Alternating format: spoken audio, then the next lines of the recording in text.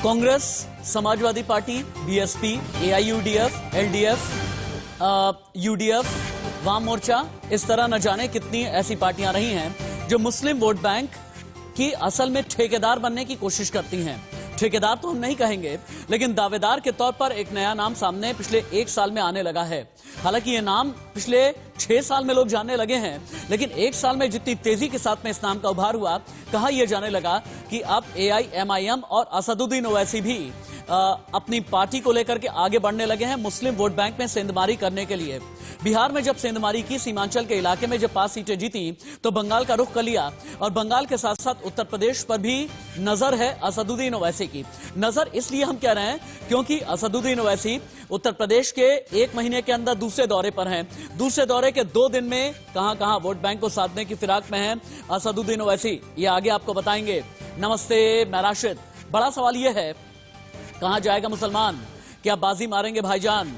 और क्या ये कहा जाए कि बिहार तो झांकी है, यूपी बंगाल अभी बाकी है, लेकिन उत्तर प्रदेश में क्या एसपी बीएसपी को कड़ी टक्कर दे पाएंगे असदुद्दीन ओवैसी? और अगर एसपी बीएसपी को टक्कर देंगे तो ऐसे में फायदा कहीं ऐसा तो नहीं कि सत्ता की मलाई सीधे तौर पर भारतीय जनता पार्टी के काम आ जाएगी और तब जाकर के क्या फिर से एक बार ये कहा जाएगा कि असदुद्दीन ओवैसी भारतीय जनता पार्टी की बी टीम तो नहीं है? लेकिन असल में असद ने रणनीति क्या बनाई है, अगली 4 तस्वीरें आपको यही बताएंगी। असदुद्दीन ओवैसी ने यूपी में, बंगाल में, बिहार में मुस्लिम और दलित वोट बैंक का एक गठजोड़ बनाया। क्या दलित और मुस्लिम वोट बैंक का गठजोड़ 2022 में यूपी में काम आएगा, 2021 में पश्चिम बंगाल में काम आएगा या फिर नहीं? क्या पूरी तरह से दलित मायावती के खिलाफ चले जाएंगे? क्या जिस एमवाई समीकरण की बात मुलायम सिंह यादव और अखिलेश यादव करते रहे हैं, क्या इनमें से एम टूट करके असदुद्दीन ओवैसी के पास में जाएगा? अगर जाएगा तो भारतीय जनता पार्टी के लिए यूपी में कितने बड़े फायदे की बात होगी, यह सबसे बड़ा सवाल है। और अगला बड़ा सवाल यह है कि अगर पूरे भारत भर के लिए असदुद्दीन ओवैसी ने कर ली है प्लानिंग, तो क्या यह कहा जाए मुसलमानों पर एक छत्र राज करना चाहते हैं असदुद्दीन ओवैसी? और क्या यह कहा जाए कि अब आने वाले दिनों में मुस्लिम समुदाय को, यानी देश की 14.25% आबादी को, यूपी की 20% आबादी को एक राष्ट्रीय राजनेता असदुद्दीन ओवैसी के तौर पर मिलने जा रहा है? करेंगे बड़ी बहस, लेकिन शुरुआत हमेशा की तरह ब्रेकिंग न्यूज के साथ। भारत में राजनीति की सबसे बड़ी खबर, मुस्लिम वोट बैंक के लिए ओवैसी का बड़ा प्लान। एआईएमआईएम ने देश भर के लिए नया प्लान बनाया। बंगाल के बाद यूपी पर भी ओवैसी की नजर। मुस्लिम वोट में बड़ी सेंधमारी की तैयारी में है इस वक्त असदुद्दीन ओवैसी। इसके लिए ऑल इंडिया प्लान भी बनाया है। एआईएमआईएम ने देश भर के लिए नया प्लान बनाया है। बंगाल के बाद यूपी पर ओवैसी की नजर है। अगली बड़ी खबर चलाएं। नेक्स्ट ब्रेकिंग न्यूज, यूपी चुनाव के लिए ओवैसी की बहुत बड़ी तैयारी। 2022 विधानसभा चुनाव में एसपी बीएसपी को देंगे टक्कर। 9 पार्टियों का गठबंधन बना रहे हैं ओवैसी। बंगाल के बाद ओवैसी की नजर उत्तर प्रदेश पर है। सीधे तौर पर अखिलेश यादव और मायावती को टक्कर देना चाहते हैं, लेकिन यूपी के लिए क्या प्लान बनाया है और क्या मुसलमान स्वीकार करेगा भाईजान, ये बहुत बड़ा सवाल है। अगली बड़ी खबर यूपी से ही है। अखिलेश यादव पर ओवैसी ने बहुत बड़ा हमला किया। अखिलेश ने मुझे 12 बार पूर्वांचल आने से रोका, यह कहना है ओवैसी का। अब दोस्ती निभाने के लिए आया हूं। राजभर के साथ यूपी में हम टक्कर देंगे। आज 4 जिलों का तूफानी दौरा करने वाले हैं असदुद्दीन ओवैसी और कल ही उत्तर प्रदेश पहुंच चुके हैं असदुद्दीन ओवैसी। ओवैसी ने क्या कहा यूपी की सरजमी पर, सुनिए। और उसके बाद जिस साथी की बात कर रहे हैं, जिसके साथ दोस्ती निभाने की बात कर रहे हैं, यानी एसबीएसपी के ओपी राजभर, उनका क्या कहना है वो भी सुनिए। हम जनाब राजभर साहब के साथ पूर्वांचल में जौनपुर और आजमगढ़ को आए हैं। भागीदारी संकल्प मोर्चा का हिस्सा एमआईएम पार्टी है और मैं जनता का, पूर्वांचल की जनता का, जौनपुर की, आजमगढ़ का बेहद शुक्रिया अदा करता हूं कि उन्होंने बड़ा ही मोहब्बत का मुजाहरा किया और हमारा बड़ा पुरजोश तरीके से हमारा वेलकम किया। और हमको यकीन है कि ये भागीदारी संकल्प मोर्चा जिसकी क़यादत जनाब राजभर साहब कर रहे हैं, ये आने वाले विधानसभा के चुनाव में बेहतरीन परफॉर्मेंस करेगा और बहुत ही बेहतरीन तरीके से हम लोग आगे बढ़ रहे हैं। किस तरीके से आप? अभी तो हमारी शुरुआत हुई है। मैं पूरे यूपी में फिरूंगा जनाब राजभर साहब के साथ, पूरे यूपी के हर हिस्से में जाएंगे, जनता से मुलाकात करेंगे, क्योंकि कोरोना और कोविड की वजह से रेस्ट्रिक्शंस हैं। हमको उम्मीद है कि जब वैक्सीन दी जा रही है तो उसके 1-2 महीने के बाद जब जनसभाएं करने का मौका मिला वो भी करेंगे। केंद्र में सरकार है, दो इनके साथ मुख्तार अब्बास नकवी, शहनवाज हुसैन, 2 मुस्लिम मिनिस्टर हैं, दोनों ने शादी हिंदू की बेटी से किया है। इनके साथ रहे, रोटी बेटी का संबंध करे तो कोई दिक्कत नहीं है। लेकिन ओम प्रकाश राजभर के साथ अगर आकर के शिक्षा के सवाल पे, निःशुल्क शिक्षा, अनिवार्य शिक्षा और मुफ्त में स्नातकोत्तर तक फ्री में शिक्षा की बात अगर ओवैसी करे, उत्तर प्रदेश में घरेलू बिजली के बिल 5 साल लगातार माफ करने की बात करे, हम गरीबों को निःशुल्क स्वास्थ्य की बात करें, हम गरीबों को रोजगार की बात करें, अगर ये बात ओवैसी कर रहे हैं तो ये बीजेपी को बुरा लग रहा है कि चूंकि हम तो हिंदू मुसलमान करके वोट लेते हैं, यहां कैसे हम बी टीम कह सकते हैं। ओवैसी जी मोर्चे में शामिल हैं, वो एक नेता हैं। ये वो लोग कह रहे हैं जो लोडर हैं, बीजेपी में जो लोडर हैं, पिछड़े दलित अल्पसंख्यक जो लोडर हैं, ये वो बोलते हैं हम लीडर इकट्ठा कर रहे हैं। ओवैसी जी लीडर हैं, कुशवाहा जी लीडर हैं, किशोर पटेल लीडर हैं। ये लीडरों की टीम बन रही है। इस नाते बीजेपी छटपटा रही है। 43% अति पिछड़ा हमारे साथ, 22% मुसलमान, 65% हमारे साथ। 65 में 65 हमारा है, 35 में बंटवारा है, 35 में हमारा है। पंडित जी को लड़ाएंगे तो पंडित जी वोट देंगे, बाबू साहब को लड़ाएंगे तो बाबू साहब वोट देंगे, यादव जी को लड़ाएंगे तो यादव जी देंगे। वो में बांटा, कैसे ना बांटे। इसी से बीजेपी तड़फड़ा रही। क्या मुसलमानों के ध्रुवीकरण से बनने जा रहा है नया समीकरण? यह बहुत बड़ा सवाल है। और क्या असदुद्दीन ओवैसी मुसलमानों के राष्ट्रीय नेता बनने जा रहे हैं? और जैसा कि ओम प्रकाश राजभर कह रहे थे, फिर से बंटवारे की बात, कभी जाति के नाम पर बंटवारे की बात, कभी धर्म के नाम पर बंटवारे की बात।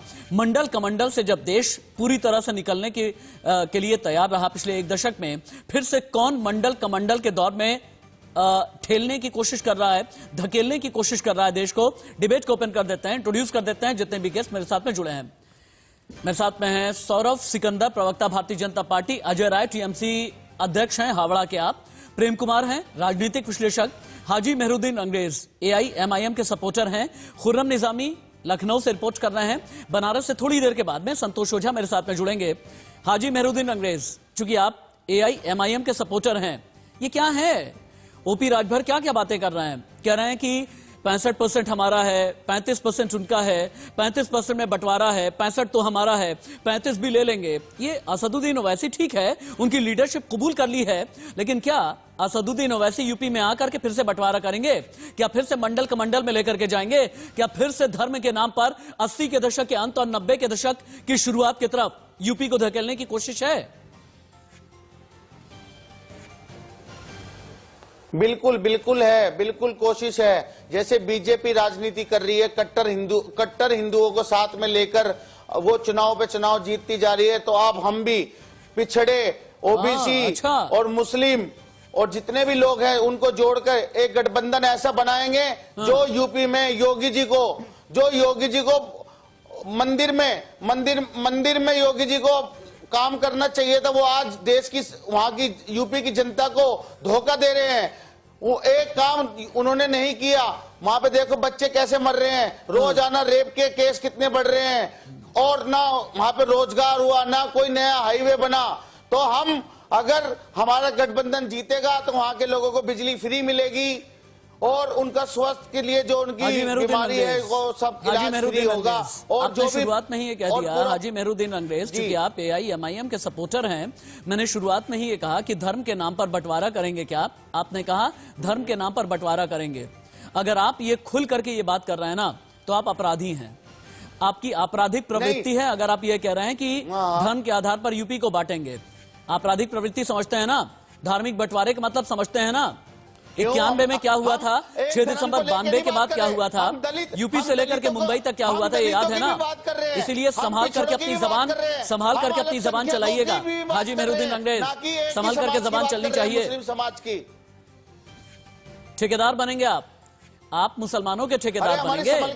असदुद्दीन ओवैसी ठेकेदार है क्या?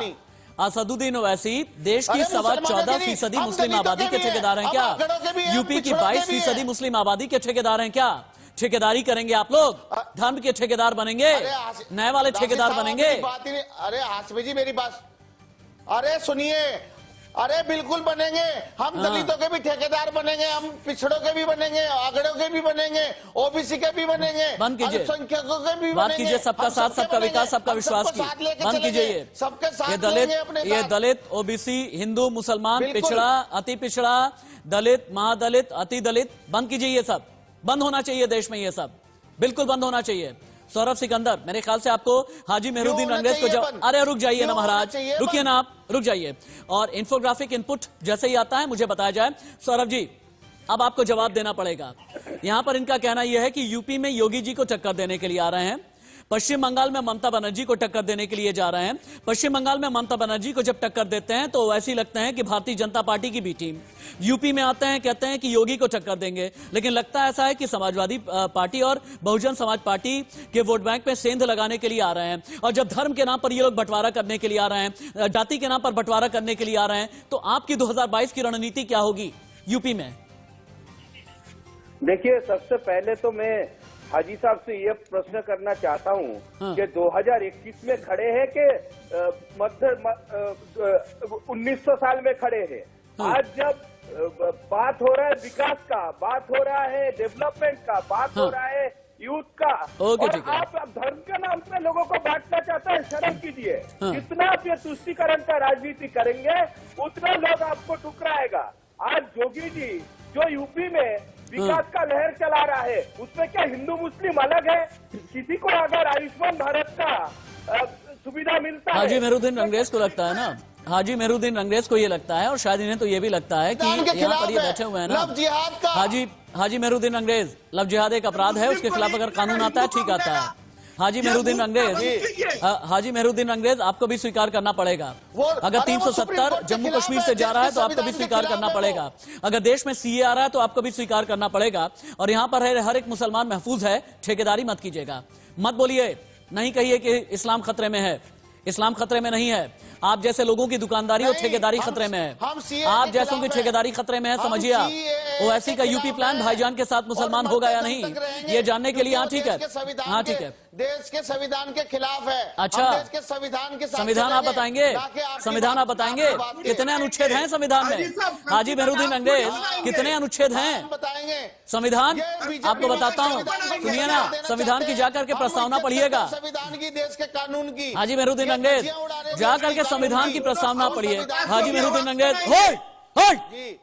हाजी मेहरुद्दीन अंग्रेज संविधान की जाकर के प्रस्तावना पढ़िएगा, अंग्रेजी में जिसे बोलते हैं प्रियम्बल।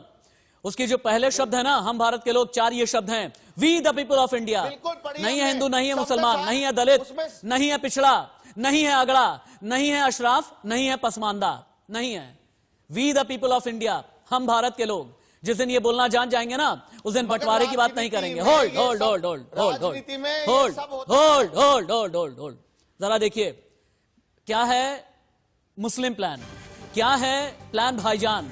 यूपी की प्लानिंग कितने शातिराना तरीके से की गई है, अब आप देखें। बनारस से लेकर के आजमगढ़ का जो रूट मैप है ना, और सबसे बड़ी बात ये, आता हूं आपके पास, सबसे बड़ी बात यह है कि मैं भी उसी पूर्वांचल से ही आता हूं, और इसीलिए एक एक इलाके को बहुत अच्छे तरीके से मैं समझता हूं। बनारस में असदुद्दीन ओवैसी उतरे, फिर उसके बाद बनारस से जौनपुर, जौनपुर से दीदारगंज, दीदारगंज से माहुल, माहुल से आजमगढ़, और आजमगढ़ से होते हुए फूलपुर की तरफ असदुद्दीन ओवैसी को जाना है।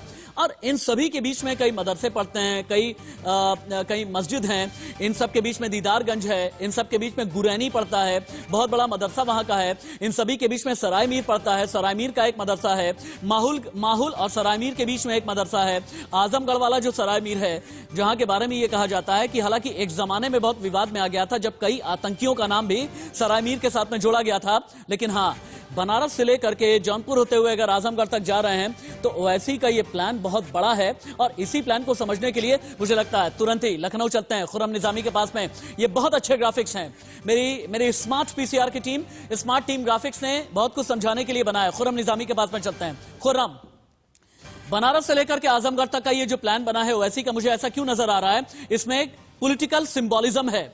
बनारस यानी प्रधानमंत्री नरेंद्र मोदी का संसदीय क्षेत्र, आजमगढ़ यानी अखिलेश यादव का संसदीय क्षेत्र, एक जमाने में मुलायम सिंह यादव का गढ़, और इन दोनों ही जगह के मुस्लिम वोट बैंक को साधने की कोशिश। क्या है 2022 के लिए असदुद्दीन ओवैसी का प्लान? खुर्रम। देखिए राशिद देखिए 2022 नहीं, मुझे तो लगता है 2027 तैयारी कर रहे हैं ओवैसी साहब। क्योंकि देखिए अभी 2022 में उनको बात का एहसास होगा मेहनत क्या करनी, लेकिन हम 2022 की बात करते हैं। और एक ऐसे आप समझिए कि जो मुस्लिम वोट बैंक है उसके गढ़ को तलाशा है, सिंबोलिज्म अपनी जगह है।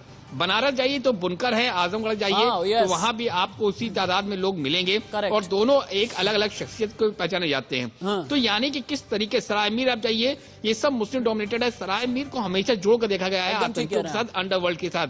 तो सराय मीर इसलिए उनके उसमें रिफ्लेक्ट होता है। लेकिन ओवैसी को मालूम है कि अगर आप बनारस में गरजेंगे और आजमगढ़ में गरजेंगे तो हेडलाइन क्या बनेगी, मोदी के गढ़ में ओवैसी, अखिलेश के गढ़ में ओवैसी, मुलायम के गढ़ में ओवैसी। तो यानी कि सीधे सीधे वो टॉप मोस्ट लीडरशिप जो है अलग अलग पार्टीज की, उनको टारगेट कर रहे हैं। वो ये चाहते हैं, उनको मालूम है हेडलाइन मैनेजमेंट क्या होता है ओवैसी को। हालांकि खुर्रम निजामी आपने सारे नाम लिए, लेकिन मेरे शहर का आपने नाम नहीं लिया। जौनपुर में भी असदुद्दीन ओवैसी। जौनपुर जो कि पारसनाथ यादव का इलाका कहा जाता है, पारसनाथ यादव यानी कि मुलायम सिंह यादव के बहुत खास, और जिनकी जयंती के लिए एक दिन पहले ही अखिलेश यादव भी पहुंचे थे। और बड़ी अजीब सी बात है कि जो बाबतपुर हवाई अड्डा है, यानी लाल बहादुर शास्त्री हवाई अड्डा, वहीं पर जिस टाइम असदुद्दीन ओवैसी पहुंचे, ठीक उसी वक्त में अखिलेश यादव भी पहुंचे। कहते हैं कि पॉलिटिक्स में सिंबोलिज्म और टोकनिज्म के बहुत मायने होते हैं, और ये सभी समझने के लिए हमारे साथ में चूंकि प्रेम कुमार जी हैं, उनसे बेहतर और कोई समझा नहीं पाएगा। प्रेम जी, मुझे ये समझाइए कि ये मुस्लिम वोट बैंक होता क्या है, मुझे समझना है, मेरे अभी तक समझ में नहीं आया। क्यों, समझिएगा आप। पूरे भारत में 543 संसदीय सीटें हैं, 80 सीट पर 20% मुस्लिम आबादी है, लेकिन 2019 में बीजेपी ने इन 80 में से 58 पर कब्जा कर लिया। यूपी में 80 में से 62 सीट पर बीजेपी ने कब्जा कर लिया। इनमें से 36 से 38 ऐसी सीटें हैं जहां पर मुस्लिम आबादी है, वहां पर भी भारतीय जनता पार्टी ने कब्जा कर लिया। और तो और देवबंद में भी जाकर के भारतीय जनता पार्टी ने कब्जा कर लिया। तो क्यों ये कहा जाता है मुस्लिम वोट बैंक, मुस्लिम वोट बैंक, कोई एक ठेकेदार, कोई एक मुस्लिम नेता, क्यों ये कहा जाता है? क्या वाकई में ये मुस्लिम वोट बैंक जैसा कोई कॉन्सेप्ट यूपी या भारत में है भी? देखिए राशिद जी, ये बहुत महत्वपूर्ण सवाल है। और आज से पहले असदुद्दीन ओवैसी जी आज के नेता नहीं है, ना उनकी पार्टी आज खड़ी हुई पार्टी है। उनकी पार्टी भी आजादी के बाद से ही है। लेकिन कभी भी इस देश के मुसलमानों ने एक मुस्लिम नेता के तौर पर या मुसलमानों की पार्टी के तौर पर उनको तवज्जो नहीं दिया। ठीक है। लेकिन आज ये कैसे तवज्जो पा रहे हैं? तो इसके लिए मैं ये कहूंगा, जो मोदी वर्जन 1 और मोदी वर्जन 2 में बहुत फर्क आ गया है। अच्छा। आप मोदी वर्जन 1 सरकार जो थी, वो पॉलिटिक्स में भी फर्क आया। मैं तो बस एक एरा बता रहा हूं। तो मोदी वर्जन 1 जो है, उसमें आप देखेंगे कि बीजेपी को मुसलमानों ने भी वोट किया। आपने भी खुद नाम गिनाए। इसके अलावा मैं तो कहूंगा कि बिहार का उदाहरण है, 40 में 39 सीटें बीजेपी और उनकी गठबंधन ने जीती। और किशनगंज में जो एक सीट थी, वो भी असदुद्दीन ओवैसी की पार्टी हार गई, कांग्रेस ने वो सीट जीती।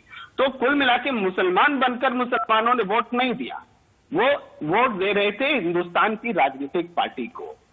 लेकिन उसके इवन भारतीय जनता पार्टी का दावा रहा कि मुसलमानों की महिलाओं ने भी उनको वोट दिया, और किसी हद तक सही भी था, इलेक्शन के रिजल्ट से बताते।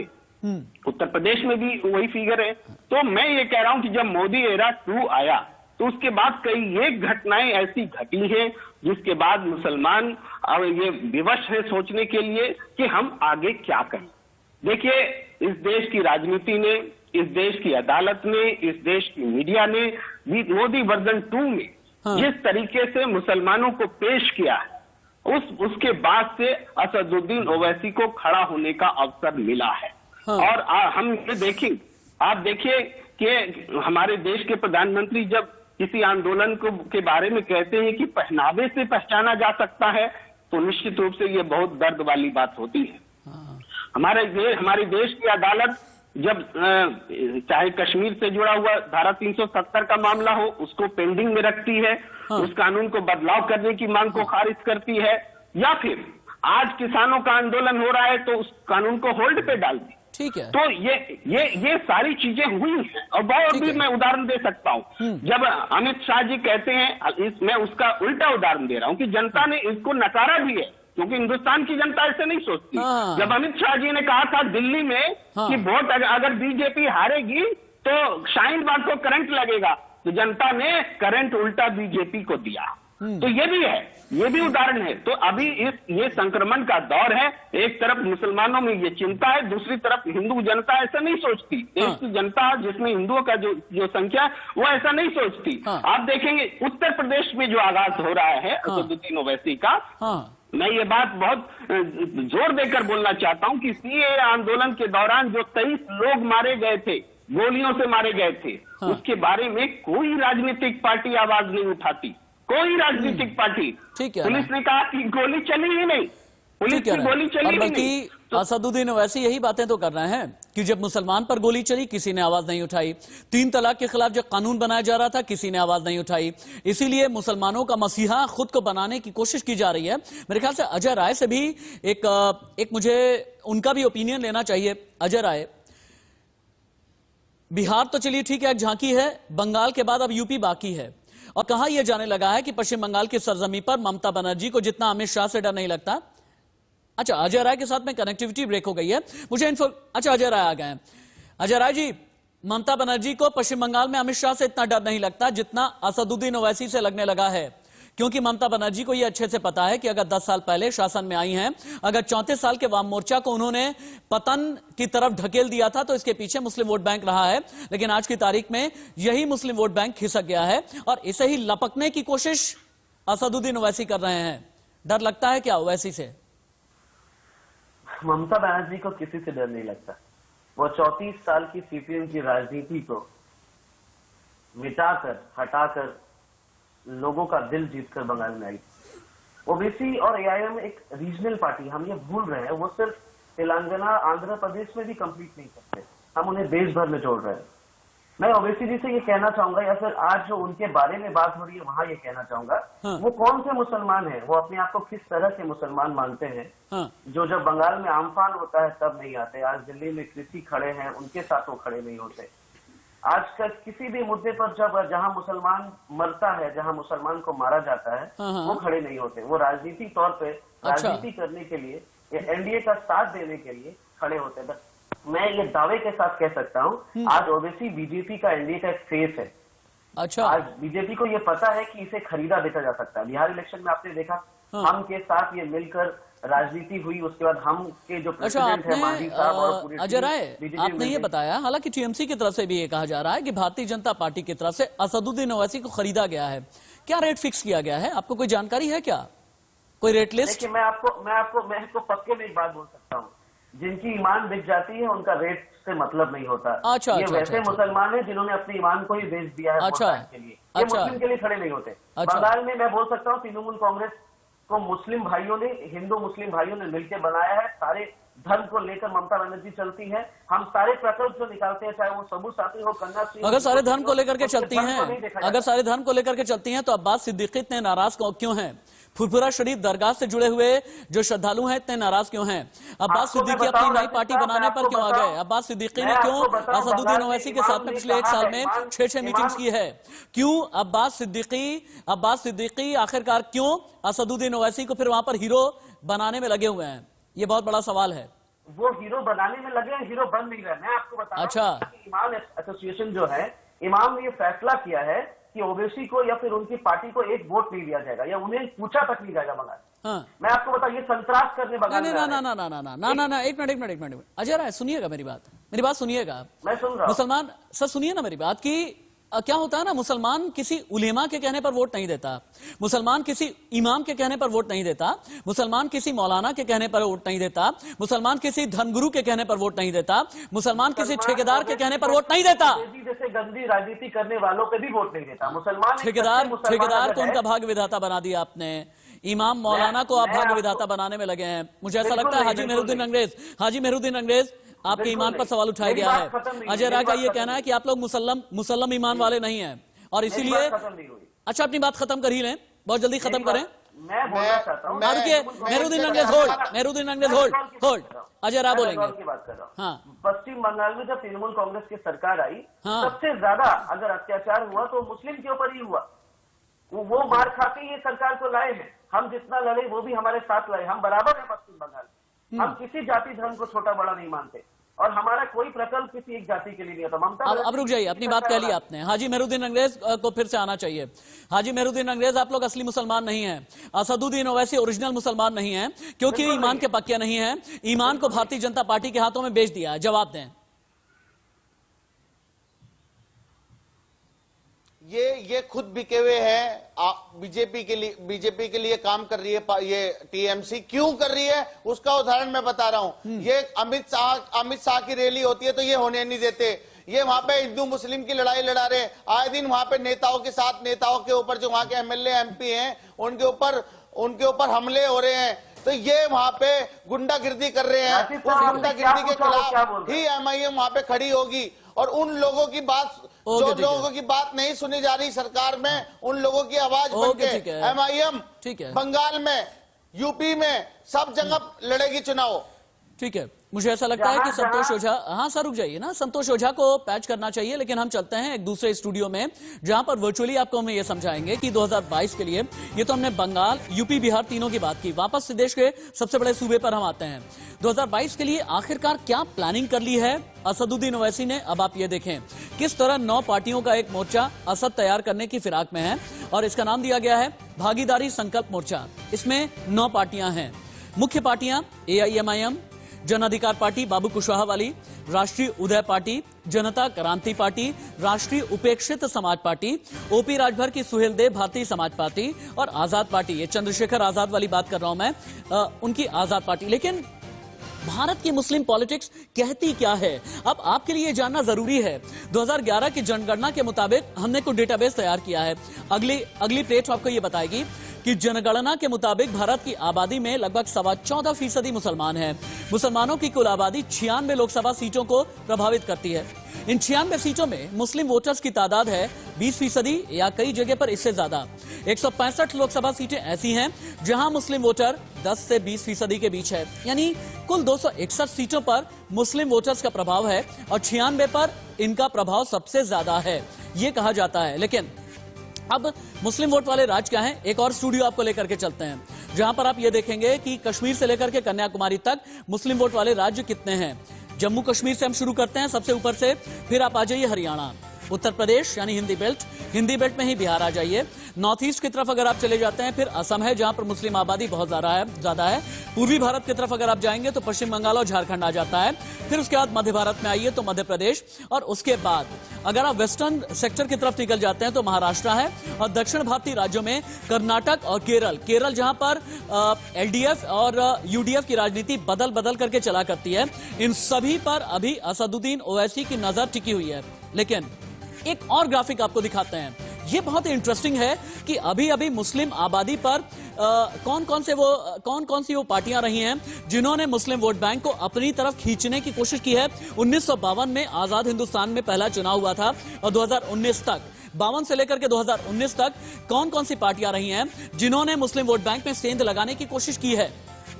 कांग्रेस, जम्मू कश्मीर अब चले जाएंगे PDP, महाराष्ट्र में नेशनल कॉन्फ्रेंस, उत्तर प्रदेश में Samajwadi party BSP, AIUDF, north east की तरफ AIMIM, अब इसका एक पैन इंडिया प्लान है, पश्चिम बंगाल में TMC और वाम मोर्चा, और इसके अलावा TRS तेलंगाना में, आंध्र प्रदेश में, UDF और LDF केरल में। ये वो मोर्चे हैं या वो पार्टियां हैं जो मुस्लिम वोट बैंक में सेंध लगाने की कोशिश करती हैं। क्या संतोष ओझा मेरे साथ में जुड़ गए हैं? चलिए संतोष ओझा के पास में हम दोबारा से चलेंगे, लेकिन मुझे ऐसा लगता है कि सौरभ सिकंदर से एक बार फिर से हमें सवाल लेना चाहिए। सौरभ सिकंदर जी, क्या आपको भी लगता है कि राष्ट्रीय राजनीति में मुस्लिम वोट बैंक के एक बड़े राष्ट्रीय नेता के तौर पर असदुद्दीन ओवैसी उभर रहे हैं? अगर उभर रहे हैं, किसका फायदा है, किसका नुकसान है?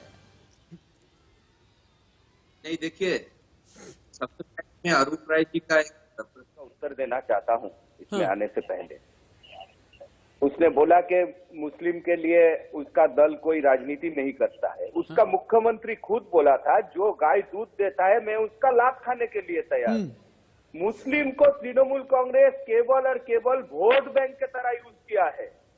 बीजेपी तुष्टीकरण का राजनीति नहीं करता है। आज बंगाल में जब लॉकडाउन के तौर पे ज्यादातर लेबर बाहर अटक गए, उसमें ज्यादातर मुस्लिम संप्रदाय में थे। वो जब वापस आए तो भूखे मरे, सुसाइड किया उसने, उसको रहने का जगह नहीं मिला। कोविड में जब उसको अच्छा एक बात बताइए सौरभ सिकंदर जी, अगर आप लोग किसी भी समुदाय विशेष या जाति विशेष के तुष्टीकरण की राजनीति नहीं करते हैं तो आपको एक भी मुस्लिम सांसद क्यों नहीं मिलता है? आपको ऐसा कैंडिडेट यूपी में क्यों नहीं मिलता है जो कि संसदीय चुनाव लड़े? ये एक बहुत बड़ा सवाल है। अगर आप लोग तुष्टीकरण की राजनीति नहीं करते जाति विशेष की, तो आपके पास में एक भी मुस्लिम सांसद क्यों नहीं? ये पहला सवाल है। अगला सवाल यह है कि देश के सबसे बड़े सूबे में एक भी सीट या एक भी टिकट किसी भी मुसलमान को आपने क्यों नहीं दिया? नहीं, आपने देखिए, ये तो टिकट बंटवारा तो हाईकमान तैयार करता है, लेकिन ऐसा तो नहीं है कि यूपी से हमारा कोई प्रतिनिधि नहीं है, राज्यसभा के सांसद नहीं है, हमारे दल के प्रवक्ता है, शाहनवाज जी जैसे लीडर है, नकवी जी जैसे लीडर है। जनता द्वारा निर्वाचित सांसद मैं मांग रहा हूं, जनता द्वारा निर्वाचित सांसद। देखिए, ये तो कब जब जो जहां जीत सकते हैं पार्टी उसको लड़ाते हैं। इसका मतलब अच्छा। ये तो नहीं है कि वहां पे तो विक्टोरियस फैक्टर में या विक्ट्री फैक्टर में आपको सिर्फ और सिर्फ आपको विक्ट्री फैक्टर में एक समुदाय विशेष क्यों नहीं दिखता? हम आगे बढ़ेंगे। आगे बढ़ते हुए यूपी में क्या वाकई में असदुद्दीन ओवैसी कामयाब हो पाएंगे? पश्चिम बंगाल में 2021 में कितनी बड़ी सफलता असदुद्दीन ओवैसी को मिलेगी? और क्या ये कहा जाए कि देश की राजनीति में असदुद्दीन ओवैसी अपनी लकीर कितनी ज्यादा बड़ी करेंगे? इस पर भी हम बातचीत करेंगे। तुष्टीकरण की राजनीति में कौन कहां पर खड़ा है, इसे लेकर के प्रेम जी से सवाल होगा। झांकी और असदुद्दीन ओवैसी के लिए क्या यूपी बंगाल है बाकी? और यही हम बात कर रहे हैं कि क्या राष्ट्रीय राजनीति में असदुद्दीन ओवैसी मुस्लिमों के एक बड़े नेता के तौर पर उभर रहे हैं। लेकिन बड़ी खबर आ गई है, बंगाल में असदुद्दीन ओवैसी के विरोध में आ गए हैं मुस्लिम संगठन। बंगाल इमाम एसोसिएशन विरोध में आ गई है। ओवैसी पर मुसलमानों को बांटने का आरोप लगा दिया। फुरपुरा शरीफ से भी ओवैसी का विरोध शुरू हो गया। फुरपुरा शरीफ के पीरजादा ने ओवैसी को बीजेपी का एजेंट बता दिया है। ये तो बहुत बड़ी खबर है। हाजी मेहरुद्दीन अंग्रेज, ये तो बूमरैंग कर गया। ये तो बहुत ज्यादा माथे पर शिकन देने वाली खबर आ गई। फुरपुरा शरीफ ने असदुद्दीन ओवैसी को भारतीय जनता पार्टी का एजेंट कह दिया है। अब्बास सिद्दीकी जो अभी तक साथ नजर आ रहे थे, इमाम एसोसिएशन भी विरोध में उतर आई है। क्या करेंगे आप? बात तो सुनिए, अपनी अपनी बात कहे जा रहे हैं। हाँ बोले। अरे राशिद साहब, मेरी बात सुनिए, आप अपनी अपनी बात कहे जा रहे हैं। अभी आपने थोड़ी देर पहले ही बताया था कि मुसलमान ना तो मौलाना, ना धर्मगुरु, ना किसी की बात मानते हैं। वो देखते हैं हालात, वो देखते हैं उनका विकास कौन कर सकता है, कौन उनकी बात को बुलंद कर सकता है, कौन उनकी आवाज संसद में, लोक और विधानसभा में उठा सकता है। उसका नाम एक ही नाम है, वो है असदुद्दीन ओवैसी। अच्छा, यानी आवाज बुलंद करने, मुसलमानों की आवाज बुलंद करने के लिए कोई बुलंद आवाज 1952 से लेकर के आज तक, प्रेम जी 1952 से लेकर के आज तक मुसलमानों के लिए आवाज बुलंद करने वाली कोई शख्सियत रही नहीं है क्या? मुलायम सिंह यादव नहीं रहे हैं क्या? आजम खान नहीं रहे हैं क्या? ममता बनर्जी नहीं रही हैं क्या? लेफ्ट के लोग नहीं रहे हैं क्या? AIUDF वाले नहीं रहे हैं क्या? हाँ, एक मिनट रुकिए ना, प्रेम जी से एक बार पूछते हैं ना। प्रेम जी को 1952 से लेकर के अभी तक, प्रेम जी की स्टडी 1952 से लेकर के अभी तक की राजनीति पर बहुत अच्छी है, हम ये समझते हैं। प्रेम जी बताएं, ज्ञान चक्षु खोलें हाजी मेहरुद्दीन अंग्रेज के। जी, इस देश के मुसलमानों ने देश की मुख्य धारा में जुड़ करके तमाम राजनीतिक दलों से राजनीतिक रूप से जुड़ाव महसूस किया है और वो जुड़े रहे हैं। आज अगर परिस्थिति बदल रही है, वो पुराने उदाहरण आप तमाम ले सकते हैं। इवन भारतीय जनता पार्टी के साथ भी मुसलमान रहे हैं, और मैं पिछले चुनाव तक का मैंने उदाहरण दिया कि रहे। तो ये राजनीतिक रूप से इनकी जागरूकता को बताता है, और इस देश का जो स्वभाव है, जिस वजह से जो धर्मनिरपेक्ष स्वभाव रहा है, उसका ये उदाहरण रहा है। लेकिन ये चीजें अब बदल रही है, इन चीजों में अब फर्क आ रहा है, ये भी एक सच्चाई है। जैसे अभी असदुद्दीन ओवैसी जी के बारे में लोग कह रहे हैं कि खरीद गए, लिए गए और बिक गए। देखिए, राजनीति में खरीदने बिकने का उदाहरण कहाँ नहीं है। क्या जब मध्य प्रदेश की सरकार बदल जाती है, कर्नाटक की सरकार बदल जाती है, रेस्टोरेंट पॉलिटिक्स, होटल पॉलिटिक्स होती है, तो वो क्या खरीद फरोख्त का उदाहरण नहीं है? चुनाव से पहले, चुनाव के बाद खरीद बिक्री होती है। लेकिन यहाँ एक व्यक्ति के, एक नेता के खरीद बिक्री का सवाल नहीं है। असदुद्दीन ओवैसी अगर बिकने लायक भी हुए हैं तो फिर इसलिए कि उनकी कहीं ना कहीं उनकी पहुंच बढ़ी है, उनकी पहचान बढ़ी है। यानी तब तो आज आप ये खरीद कहना रहा है चाहते कोई। हैं कि पॉलिटिकल कमोडिटी वैल्यू है उनकी। जी, इस वजह से उनको खरीदने के लिए या बिकने की बात हो रही है। मैं इसमें नहीं पड़ता कि खरीदे जा रहे हैं कि बिके जा रहे हैं, ये तो राजनीतिक आरोप प्रत्यारोप होते हैं। लेकिन उनकी जो वैल्यू बढ़ी है पॉलिटिक्स में, और वैल्यू क्यों बढ़ी है? अभी थोड़ी देर बाद पहले आप सवाल कर रहे थे, बीजेपी के नेता बता रहे थे कि उनको कैंडिडेट जीतने हारने के हिसाब से मिलता है। अरे पहले भी तो बीजेपी लड़ा करती थी, जब दो लोकसभा उम्मीदवार में उनकी जीत। मुझे ऐसा लग रहा है कि बहुत देर से टिकट प्रोड्यूसर संतोष को ये देखना चाहिए कि हमारा लोअर इन्फॉर्मेशन में बहुत ओवरलैपिंग जा रही है। ये संतोष टिकट प्रोड्यूसर को बहुत ठीक तरीके से अगर देखेंगे ज्यादा अच्छा रहेगा, ज्यादा बेहतर रहेगा। Be attentive, be alert. एक दूसरे स्टूडियो हम चलते हैं जहां पर अजय राय से मेरा सवाल होगा। अजय राय जी, आपने एक बात बोली थी, आपने ये कहा था कि तेलंगाना और आंध्र प्रदेश के ही सिर्फ पॉलिटिशियन हैं असदुद्दीन ओवैसी। अब आपकी ही बात को जवाब देने के लिए एक और इंफोग्राफिक स्टूडियो में मैं चलता हूं, उसके बाद आपके पास में आऊंगा। और सुनिएगा आप, ओवैसी का ऑल इंडिया प्लान क्या है, कश्मीर से लेकर के कन्याकुमारी तक असदुद्दीन ओवैसी ने क्या तैयारी की है, देखें आप। हर राज्य में AIMIM के विस्तार की कोशिश की जा रही है। मुस्लिम दलित वोटर्स पर ओवैसी की नजर है। महाराष्ट्र, बिहार में चुनाव में बहुत अच्छा प्रदर्शन किया गया है। सीमांचल में 5 सीटें जीती हैं। बंगाल में फुरपुरा शरीफ के अब्बास सिद्दीकी को साथ लेने की कोशिश है। यूपी में ओम प्रकाश राजभर को साथ ले लिया गया है। गुजरात में BTP के साथ में चुनावी समझौता है। महाराष्ट्र में AIMIM वंचित बहुजन अघाड़ी का हिस्सा है। हैदराबाद नगर निगम में AIMIM का प्रदर्शन बहुत अच्छा रहा है। 2020 में बिहार में AIMIM के 5 विधायक जीते। ओवैसी ने ऐलान किया हर राज्य में चुनाव लड़ेंगे और अब पश्चिम बंगाल और उत्तर प्रदेश पर नजर असदुद्दीन ओवैसी की है। अजय राय, अभी भी आप कहेंगे कि सिर्फ तेलंगाना और आंध्र प्रदेश के ही नेता हैं, तब जबकि असदुद्दीन ओवैसी ने ऑल इंडिया प्लान बना लिया है? बिल्कुल, अगर मैं कहूं, अगर बंगाल की बात है, बंगाल की बात, क्योंकि मैं बंगाल की तरफ से बात कर रहा हूं, तो बंगाल की बात है तो हम उन्हें वहां का ही नेता मानते हैं जो आंध्र और तेलंगाना को भी कंप्लीट नहीं करते।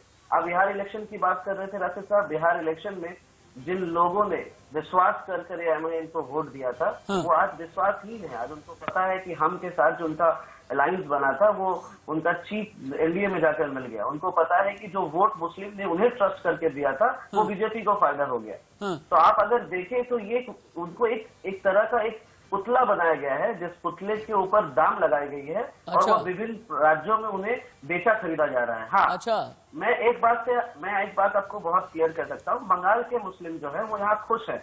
34 साल सीपीएम की राजनीति में उन्हें कभी कोई सुविधा नहीं मिला। ममता बनर्जी की सरकार आने के बाद उन्हें सारी तरह की सुविधाएं मिले हैं। यूनिवर्सिटी कॉलेज खोले गए हैं। अच्छा। पेंशन के तौर पे पेंशन मिल रहा है, बच्चों को पढ़ाई मिल रहा है, एजुकेशन मिल रहा है, साइकिल मिल रहा है, निकाह के तक के पैसे मिल रहे हैं। हिंदू मुस्लिम बराबर इक्वल यहाँ रह रहे हैं। यहाँ ओबीसी या फिर उनकी पार्टी कोई अस्तित्व नहीं रखती। बंगाल में हम नहीं मानते कि ओबीसी है या फिर आ सकते हैं। पश्चिम बंगाल में 10 साल का राज हो गया है टीएमसी का। अगर पश्चिम बंगाल में इतनी ही तस्वीर अगर इतनी ही बदल गई है, मुझे ये बताएं, पश्चिम बंगाल में गरीबी रेखा से ऊपर कितने प्रतिशत मुस्लिम आ गए हैं? मेरा पहला ये जवाब दे दीजिए। अगला मुझे ये बताएं कि मुस्लिम की साक्षरता दर पश्चिम बंगाल में क्या है? मुझे ये जवाब दे दीजिए। आर्थिक तौर पर कैपिटा इनकम मुस्लिम की कितनी अच्छी हो गई, कितनी बेहतर हो गई है? अजय राय, मुझे इसका भी जवाब चाहिए। मुसलमान जो बुनकर है, जो किसान है, उसकी हालत में कितना सुधार हुआ है, इसका भी मुझे जवाब चाहिए। और कहते हैं एक चीज, हंगर इंडेक्स में पश्चिम बंगाल का मुसलमान अगर उठ करके बहुत ऊपर आ गया है, इसके बारे में भी मुझे बताएं, क्योंकि मेरे पास में 2 पन्नों का आंकड़ा है। मैं आपके सामने तस्वीर रख दूंगा, आप पहले एक बार जवाब दें। मैं चाहता हूं कि आप ही जवाब दें। आप ही आईना अगर दिखा सकते हो, आप ही दिखा दीजिए। मैं आपके आंकड़े को भी विश्वास करूंगा, आपको मेरी बातों को विश्वास करना होगा। 2011 के बाद मुसलमान की रोजगार बढ़ी है। 2012 के बाद मुसलमान के एजुकेशन जो यूनिवर्सिटीज कॉलेज है उनमें बढ़ोतरी आई है। 2011 के बाद मुसलमानों के जो काम को लेकर 100 दिन का जो हम काम करते हैं मनरेगा, उसमें हम 1 नंबर आए हैं। 2001 के बाद अगर जुबोश्री जो शादियों में पैसा दी जाती है मुसलमान बेटियों को भी, हिंदू बेटियों को भी, उसमें हम सहायता दे रहे हैं। 2001 के बाद देखिए, मैंने कहा था ना आपसे अजय राय, मैंने कहा था ना कि 2 पन्ने में यूं ही लेकर के नहीं बैठा हुआ हूं। ये पश्चिम बंगाल, मेरी बात सुनिए ना। हंगर इंडेक्स के मामले में इन 2 पन्नों में कहीं पर भी मुझे नजर नहीं आ रहा कि जो हिंदुस्तान का मुसलमान है ये 2 पन्ने हैं, अगर आप आप कहेंगे तो बंगाल आपको के कुरियर भी मुसलमान कह की दूंगा। बात करिए। हंगर इंडेक्स आप के मामले में पश्चिम बंगाल का मुसलमान ऊपर नहीं आया है। साक्षरता दर के मामले में पश्चिम बंगाल का मुसलमान उस तरीके से ऊपर नहीं आया जिस तरह की उम्मीद करके 10 साल पहले ममता बनर्जी को उसने वोट दिया था और वाम मोर्चा को उसने हाशिए पर ढकेला था। अभी तक आर्थिक स्थिति ठीक नहीं है, जो किसान मुसलमान है उसकी स्थिति ठीक नहीं है। कुल मिला जुला करके अभी बहुत ज्यादा हालात ठीक नहीं है, बेहतर नहीं है। अगर आप कहेंगे तो ये कागज मैं आपको भेज दूंगा, ये कागज जो कि बहुत ज्यादा ऑथेंटिक है, ये कागज जो कि एनएसएसओ की तरफ से मैंने निकाला है, ये कागज जो कि एनसीआरबी की रिपोर्ट है, ये कागज जिसमें एवरेजिंग की गई है राज्य सरकार की, ये कागज जहां पर इकोनॉमिक रिपोर्ट है, मैं सब कुछ आपको भेज दूंगा। अजय राय, मैं आपको पक्का मैं व्हाट्सएप करूंगा या आपको ईमेल कर दूंगा। मैं टेलीविजन पे चैलेंज करता हूँ, 2011 के बाद हमारी जो सरकार आई है उसके बाद मुसलमानों के आर्थिक से लेकर एजुकेशन से लेकर उनके काम को लेकर उनके कृषि को लेकर अगर उनमें बढ़ोतरी नहीं आई होगी, मैं आपको चैलेंज करता हूँ केंद्र सरकार। मैंने कहा ना मैं बिना तैयारी के नहीं बैठता, मैंने इसी वजह से आपको बता दिया। अब मैं डेटा में जाकर के बहस का वक्त जाया नहीं करूंगा अजय राय, मैं वापस से आपके पास में आता हूं। मुझे ऐसा लगता है जो पहला इंफोग्राफिक था जहां पर हमने रूट मैप दिखाया था कि असदुद्दीन ओवैसी ने यूपी का प्लान कैसे बनाया है, बनारस से लेकर के आजमगढ़ तक जो पूरा सफर कर रहे हैं, क्योंकि मुझे बनारस की सरजमी पर जाना है, ग्राउंड जीरो की रिपोर्ट लेनी है और बनारस में क्या चल रहा है, बनारस में असदुद्दीन ओवैसी किन किन के साथ में मिले हैं, इसके बारे में जानकारी मुझे हासिल करनी है। बंगाल, यूपी, बिहार, हम तीनों की ही साथ में बात कर रहे हैं। अब आप देखें क्या हुआ ना, असदुद्दीन ओवैसी ने एक यूपी प्लान बनाया और बहुत सोच समझ करके प्लान बनाया है। बनारस से उन्होंने शुरू किया, बनारस से लेकर के जौनपुर तक पूरा ट्रैवल कर रहे हैं। अब इन बनारस, जौनपुर, फिर दीदारगंज जाएंगे, फिर माहुल जाएंगे, आजमगढ़ जाएंगे और फूलपुर जाएंगे। आप फिर से आप देखें, बनारस, जौनपुर, दीदारगंज, माहुल, आजमगढ़ और उसके बाद फूलपुर, यानी बनारस से लेकर के आजमगढ़ तक जितने भी मुस्लिम वोट बैंक हैं उन्हें साधने की कोशिश की जाएगी। जो गुरैनी का मदरसा है वहां पर मदरसे से होते हुए जाएंगे, जो सरायमीर का मदरसा है वहां पर जाकर के कई इमाम से मिलेंगे, मुस्लिम जो आबादी है वहां पर मिलेंगे। लेकिन सवाल यही है कि सिर्फ मुस्लिम वोट बैंक को साधने की कोशिश में असदुद्दीन ओवैसी किसे फायदा पहुंचा रहे हैं और किसके लिए नुकसान का सबब बनेंगे। संतोष ओझा के पास में चलते हैं, बनारस से रिपोर्ट कर रहे हैं संतोष ओझा। संतोष ओझा, पिछले 12 घंटे में बनारस में असदुद्दीन ओवैसी ने किन किन के साथ में मुलाकात की है, क्या बुनकर समाज से भी मुलाकात हुई या फिर नहीं, और मुस्लिम नेताओं से उन्होंने बातचीत की है या फिर नहीं, राजभर समाज से भी मिले हैं या फिर नहीं?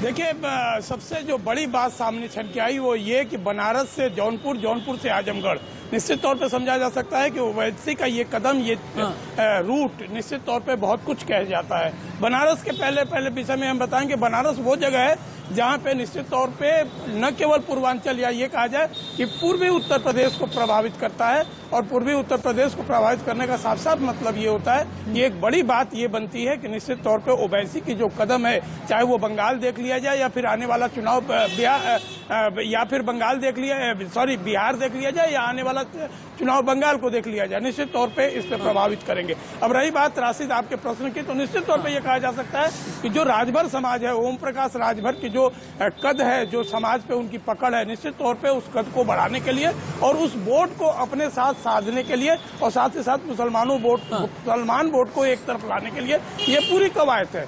जहां तक प्रश्न बुनकरों से मिलने की है या मुस्लिम नेताओं से मिलने की है, तो बनारस की यदि हम बात करें तो बनारस में इन टाइप के लोगों से कहीं नहीं वो मिले हैं। वो सिर्फ कल शाम को ओम प्रकाश राजभर के बड़ी माता के तहरीक कार्यक्रम में मौजूद थे और वहाँ पे वो शामिल हुए। समझा जा सकता है कि उनका निशाना ओम प्रकाश राजभर और राजभर परिवार है। ठीक है, संतोष ओझा, अभी दोबारा आपके पास में आते हैं, लेकिन सौरभ जी, अभी थोड़ी देर पहले अजय राय ने ये कहा कि अलग अलग राज्यों में अलग अलग रेट पर ईमान बिक रहा है, अलग अलग राज्यों में असदुद्दीन ओवैसी की सेल परचेज चल रही है, क्योंकि बंगाल के बाद असदुद्दीन ओवैसी की यूपी पर भी नजर है।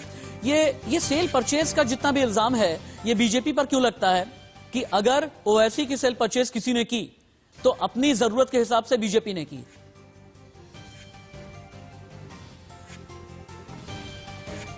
चलिए, शायद सौरभ जी तक मेरी आवाज नहीं जा पा रही है। चलिए, सौरभ जी तक शायद आवाज नहीं जा पा रही। मुझे ऐसा लगता है कि प्रेम कुमार जी के पास में चलना चाहिए। प्रेम कुमार जी, 2011 की जनगणना के आंकड़े मेरे हाथ में है, 14.2% आबादी है मुस्लिमों की पूरे भारत में, और मैंने एक एवरेजिंग की। अगर इस हिसाब से मुस्लिम सांसदों का देश की संसद में प्रतिनिधित्व होना चाहिए तो कम से कम 76 मुस्लिम सांसद होने चाहिए, जो 1952 से लेकर के आज तक कभी भी रहे नहीं है। मेरा पहला सवाल यह है, क्यों नहीं ये कहा जाए कि ये राजनीतिक पाखंड है? लोग जबान पर तो मुसलमान रखते हैं, लेकिन देश की संसद की दहलीज पर मुसलमान सांसद एक्सेप्ट नहीं हो पाते। अगर सबसे ज्यादा 1952 से लेकर के 2019 तक कभी मुस्लिम सांसद रहे हैं तो 1980 में रहे हैं 49 मुस्लिम सांसद। यहां तक कि 1984 में जब राजीव गांधी प्रधानमंत्री बने उसके बाद भी मुस्लिम सांसद 40, 42, 45, 46 मैक्सिमम इतने ही रहे हैं। पार्टी के आधार पर प्रतिनिधित्व हो, ये तो हमारे देश की राजनीति की प्रवृत्ति नहीं रही है। सिर्फ मुसलमान के ही संदर्भ में क्यों, आप दूसरे संदर्भ में भी देखें, जो अनारक्षित जातियां हैं, दलितों की भी, उनको भी कितना प्रतिनिधित्व मिला है। हाँ। लेकिन एक बेसिक बात ये जरूर है कि आज भी जो सवाल, बेसिक सवाल आपने उठाया है, आज भी पूरे देश की विधानसभाओं में भी देखा जाए तो हाँ। कहीं भी 7-8% से ज्यादा मुसलमानों की भागीदारी नहीं। तो ये प्रश्न बना हुआ है कि मुस्लिम की जो प्रतिनिधित्व मुस्लिम का होना चाहिए वो लगातार घटता गया है, बढ़ा नहीं है। ये चिंताजनक बात है। मैं एक और महत्वपूर्ण बात बोल रहा हूं, वो ये कि असदुद्दीन ओवैसी जी की जो एक्सेप्टेबिलिटी बन रही है या बनेगी, वो इसलिए नहीं बनेगी कि वो मुसलमानों की वकालत करते हैं या उनकी राजनीति करते हैं। वो इसलिए बनेगी क्योंकि राजभर जैसे नेता या उपेंद्र कुशवाहा जैसे नेता या बिहार में या यूपी में या उनको जब एक्सेप्ट करते हैं, जब ये अपनी प्रवृत्ति को बदलते हैं, जब हिंदुस्तान में अगर राजनीति करनी है, हिंदुस्तान में अगर रहना है तो अकबर बन करके राजनीति करनी पड़ती है, चाहे वो हिंदू सौरभ सिकंदर जी, प्रेम कुमार जी, हाजी मेहरुद्दीन अंग्रेज, अजय राय जी, संतोष ओझा, बहुत बहुत धन्यवाद आपका इस तमाम जानकारी के लिए, इस पूरी डिबेट के लिए। संतोष ओझा, जानकारी के लिए आपका बहुत बहुत शुक्रिया। लेकिन अंत में चूंकि हमने यूपी की स्ट्रैटेजी तो आपको बताई है, लेकिन बंगाल में कहां कहां पर नजर है असदुद्दीन ओवैसी की, अब आप ये भी देखें।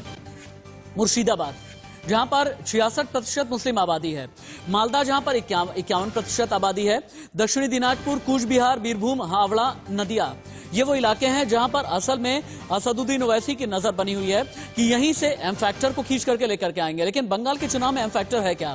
294 विधानसभा सीटें हैं, 110 सीटों पर मुस्लिम वोटर निर्णायक है, 16 जिलों में 10% से ज्यादा मुस्लिम वोटर्स हैं, 46 सीट पर 50% मुस्लिम वोटर्स हैं, 16 सीट पर 40 से 50% हैं, 33 सीट पर वोटर्स हैं लगभग 40%, 50 सीट पर 20 से 30% मुस्लिम वोटर्स हैं।